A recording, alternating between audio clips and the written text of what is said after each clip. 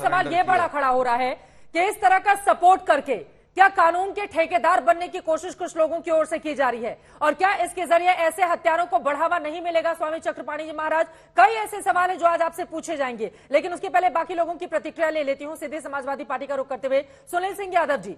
लेकिन एक के बाद एक सपा के नेताओं में भी होड़ लगी हुई है। यह अतीक अहमद के प्रति इतनी ज्यादा मोहब्बत दिखाने की जरूरत क्यों है सुनील सिंह यादव जी? देखिए, उसकी हत्या की गई जिस तरीके से, वो गलत है। पुलिस वाले कटघरे में है, सवालों के घेरे में है, कुछ के खिलाफ एक्शन भी हुआ है, लेकिन वो हत्यारा था। 100 से ज्यादा गुनाहों का देवता बन के अपनी छवि को वो प्रस्तुत करना चाहता था। उसने लोगों को मारा था, इस बात से कौन इनकार कर सकता है? और उसके लिए वोटों के तुष्टीकरण की सियासत शुरू हो गई है। देखिए चित्रा जी, मुझे नहीं लगता कि समाजवादी पार्टी के किसी नेता ने ये कहा हो कि वो अपराधी नहीं था। अरे अपराधी था, ये हम लोग मान रहे हैं। छोटी मोटी घटना बताया ना राम गोपाल यादव जी ने, इसीलिए नहीं, अपराधी था मान रहे हैं, लेकिन हम कह रहे हैं कि देश में अगर कानून का राज है, संविधान के हिसाब से देश चल रहा है, न्यायपालिका अगर सजा दे रही है, तो पुलिस अभिरक्षा में किसी की हत्या हो जाएगी, सवाल नहीं खड़ा होगा क्या? नहीं खड़ा होना चाहिए क्या?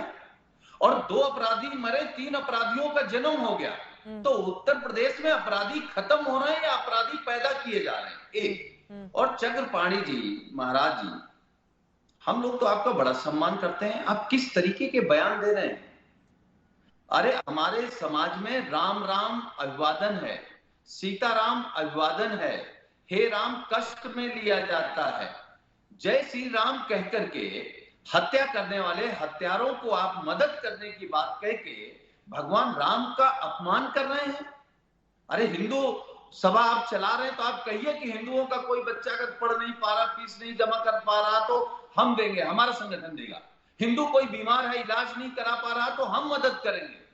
हत्यारों की मदद करके, और उसमें भी भगवान राम का नाम जोड़ करके क्या मैसेज देना चाहते हैं, क्या समाज को देना चाहते हैं? पर वो तो गलत कर ही रहे हैं। लेकिन फिर याद आ जाएगी आपकी सरकार ना, कि 2005 में जब एक तरफ कृष्णानंद राय, दूसरी तरफ ये जो बीएसपी के विधायक थे, जब इन लोगों की हत्याएं सरेआम होती थी और कुछ होता नहीं था, तो उसको फिर क्या करार देंगे सुनील जी आप?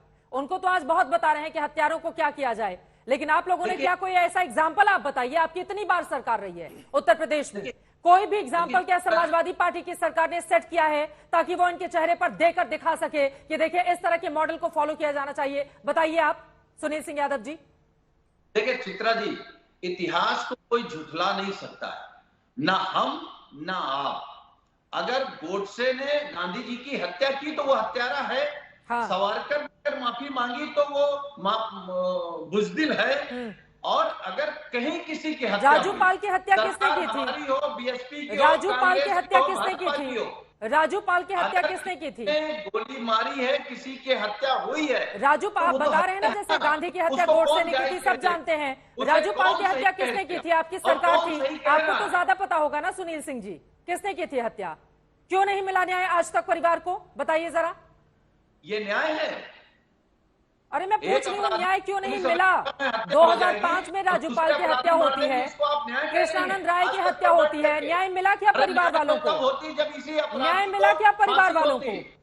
और सरकार पैरवी करती, इसको न्याय कह रही है। अगर इसको आप न्याय कहेंगे और इसको अगर बीजेपी न्याय कहेगी, सरकार न्याय कहेगी। यादव जी, अब दर्शकों को गुमराह मत कीजिए। सवाल आपसे क्या पूछा जा रहा है, जवाब आप क्या दे रहे हैं? मैं आपसे पूछ रही हूँ कि न्याय का, एक सेकंड, न्याय की क्या कोई लंबी लकीर, न्याय की क्या कोई लंबी लकीर समाजवादी पार्टी ने अपने शासनकाल में खींची है, जिसका एग्जाम्पल आप बीजेपी के नेताओं के चेहरे पर देना चाहेंगे कि ऐसे होता है न्याय, ऐसे न्याय करो?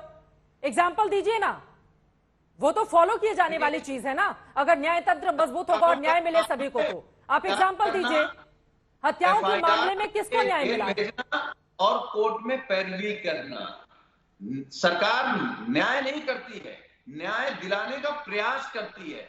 न्याय तो न्यायालय करता है, तो क्या ये न्याय न्यायालय का है? सर सुनील सिंह यादव जी, न्याय न्यायालय तब करेगा ना जब सबूत वहां तक पहुंचेंगे। न्याय न्यायालय तब करेगा ना जब गवाह वहां पर जाकर गवाही देंगे। न्याय न्यायालय तब करेगा ना जब गवाहों का सरेआम अपहरण करके उनको डरा धमका कर छोड़ा जाता है और उस शख्स के खिलाफ कोई कार्रवाई 2006-07 में नहीं होती है। न्यायालय तक चीजें तब पहुंचेंगी ना जब नीचे स्तर पर पुलिस मदद करेगी, सबूत जुटाएगी और वहां तक पहुंचाएगी। 2005 में इतने सारे मामले, सर एक मामला नहीं है, इतने सारे मामले हैं, लेकिन अपराधियों को लेकर यहां पर चर्चा हो रही है, इस वजह से पूछा जा रहा है। ओपी सिंह जी सीधे आपके पास आते हुए, ठीक है सर। ओपी सिंह जी जरा तस्वीरें दिखाइए, पुलिस वालों की आज की तस्वीरें दिखाइए रिक्रिएशन वाली। ठीक है सर, मैं लौट रहा हूँ। तो 1 मिनट में आपके सवालों का जवाब दे दूं, अगर आपके सवाल बोलिए सर, बोलिए भाई, बोलिए सुनील सिंह जी। मैं ये कह रहा हूं कि आप ये बताइए कि इसी उमेश पाल की हत्या कब हुई है और कहां हुई है? यही अपराधी कहां बैठकर हत्या करा रहा था? सवाल मीडिया का भी सरकार से होना चाहिए।